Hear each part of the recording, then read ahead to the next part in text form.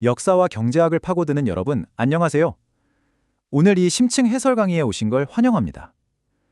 자, 오늘 우리는 일종의 학술 검토위원회가 될 거예요. 무려 110년 전에 등장한 흥미로운 경제 이론 하나를 도마 위에 올릴 거거든요. 지난 한 세기 동안 쌓인 냉철한 데이터를 쫙 펼쳐놓고 이 오래된 주장이 과연 현실에서도 먹히는지 철저하게 따져볼 겁니다. 무역과 평화, 이 둘은 정말 때려야 뗄 수 없는 끈끈한 사이일까요? 한번 파헤쳐보죠. 오늘 다룰 커리큘럼은 이렇습니다. 먼저 노먼 엔젤의 핵심 이론을 살펴보고 항공여행이라는 흥미로운 역사적 테스트를 거친 다음 현대의 억지력과 디커플링 현상, 그리고 이 이론이 가진 결정적인 한계점까지 짚어볼게요. 마지막엔 우리만의 최종 판결을 내려보겠습니다. 자, 그럼 바로 첫 번째 주제로 들어가 볼까요? 노먼 엔젤의 이론, 그 신화와 현실입니다. 여러분도 한 번쯤 들어보셨을 유명한, 어찌 보면 약간 민망한 오해가 하나 있죠. 1913년에 출간된 거대한 환상이라는 책과 관련된 건데요. 대중적인 신화는 이렇습니다. 엔젤이 유럽 국가들은 경제적으로 너무 깊이 얽혀 있어서 이제 전쟁은 아예 불가능하다 라고 했다는 거죠. 1914년에 바로 1차 세계대전이 터졌으니 와, 이 얼마나 엄청난 오판이냐고도 하잖아요.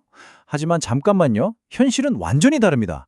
그의 진짜 가설은 훨씬 더 정교했어요. 경제적 연결망이 촘촘해질수록 전쟁 비용이 감당할 수 없을 만큼 커지기 때문에 제중심 박힌 합리적인 지도자라면 당연히 전쟁을 피할 거다라는 주장이었죠.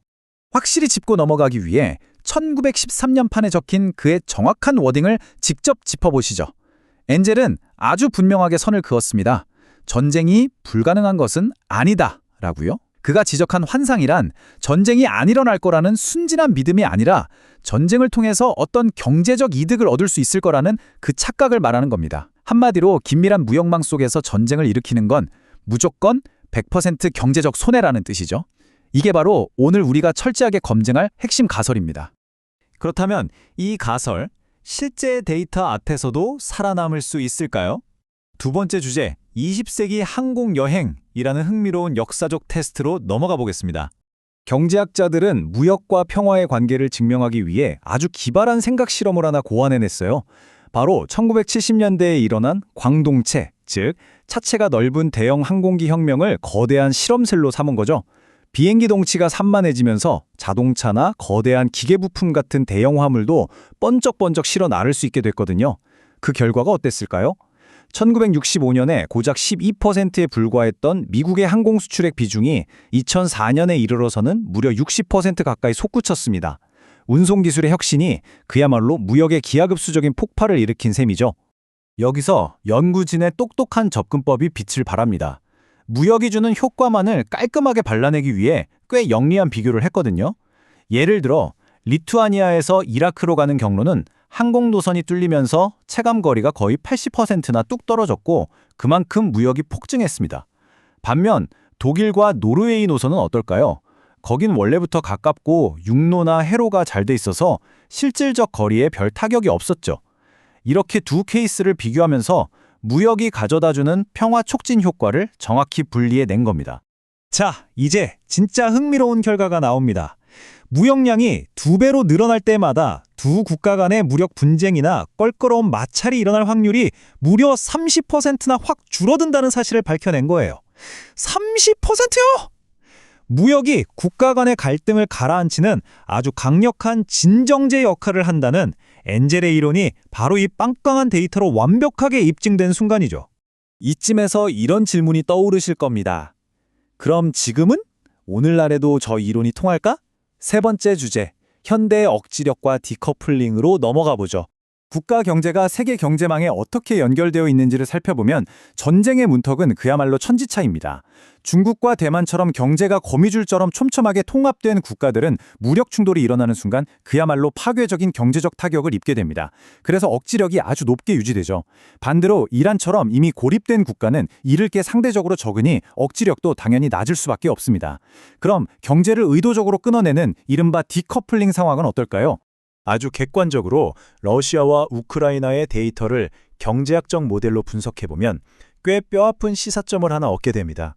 2014년 이후 우크라이나의 대러시아 수입이 그야말로 곤두박질 치면서 경제적 디커플링 현상이 뚜렷해졌거든요. 그런데 경제 모델은 이걸 어떻게 해석하느냐? 이 단절이 역설적으로 양국 간 갈등의 경제적 비용을 낮춰버렸고 결과적으로 실제로 총을 겨눌 확률, 즉 전쟁 발발 위험을 오히려 키웠다고 분석하는 겁니다. 자, 오해하시면 안 됩니다. 이게 누구의 잘못을 따지자는 게 아니에요. 철저하게 엔젤의 모델 관점에서 보자는 거죠.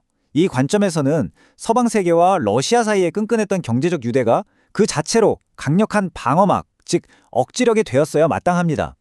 하지만 억지력이라는 게 그냥 생기는 게 아니잖아요.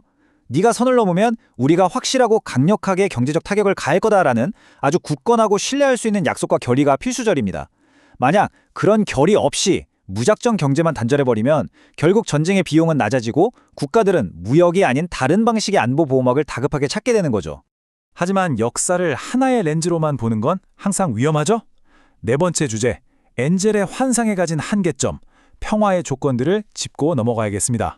경제학자들도 수학 공식에만 취해서 세상을 너무 순진하게 보면 안 된다고 경고합니다. 무역이 평화를 가져온다는 데에도 까다로운 조건들이 붙거든요. 첫째, 어떤 무역이냐가 진짜 중요합니다. 앞서 본 항공여행 무역은 확실히 분위기를 진정시켰지만 전략 물자나 에너지 자원 같은 건 얘기가 완전히 다를 수 있죠. 둘째, 힘의 균형. 한쪽이 다른 쪽에 일방적으로 매달리는 극도로 불균형한 무역은 평화는커녕 서로에 대한 짙은 의심만 키울 뿐입니다. 그리고 셋째, 가장 뼈아픈 지적일 수 있는데 과거 우리가 누렸던 그 평화라는 게 사실은 무역 덕분이 아니라 압도적인 힘을 가진 글로벌 패권국이 룰을 강제하고 윽박질러서 유지된 것일지도 모른다는 거죠. 자, 이제 성적표를 매길 시간입니다. 마지막 섹션. 1914년에 등장한 노먼 엔젤의 논란 많은 주장에 대한 최종 판결입니다. 그래서 100년이 지난 지금 경제학자들의 결론이 뭐냐고요? 아주 흥미롭게도 지금까지 쌓인 방대한 데이터를 종합해보면 현대의 경제학자들은 여전히 노먼 엔젤의 손을 번쩍 들어주고 있습니다. 끈끈한 경제적 연결망과 무역 유대는 실제로 그리고 확실하게 국가 간 갈등의 비용을 치솟게 만듭니다. 그가 전쟁은 이제 절대 안 일어납니다 라고 했던 게 아니라 전쟁을 하면 손해가 너무 막심하니까 피하는 게 합리적입니다 라고 했던 거 기억나시죠? 적어도 냉정한 데이터상으로는 그 경제적 메커니즘이 실제로 훌륭하게 작동해 왔다는 걸 우리가 오늘 두 눈으로 확인한 셈입니다. 자, 오늘 강의를 마무리하면서 여러분이 꼭 한 번쯤 곱씹어 보셨으면 하는 질문을 던지고 싶네요. 절대적인 경찰 역할을 하던 집행자가 점점 사라지고 힘이 여러 곳으로 분산되는 오늘날의 이 다극화된 세계 속에서 과연 무역이라는 이 경제적 계산기 하나만으로 앞으로의 분쟁을 막아낼 수 있을까요? 아니면 지정학적인 계산법 자체가 아예 송두리째 바뀌어서 결국 영원한 평화야말로 우리가 품고 있는 가장 거대한 환상으로 남게 될까요? 이 무겁지만 매력적인 질문을 여러분의 몫으로 남겨두며 오늘 심층 해설 강의는 여기서 마치겠습니다. 지금까지 함께 파헤쳐 주셔서 정말 감사합니다.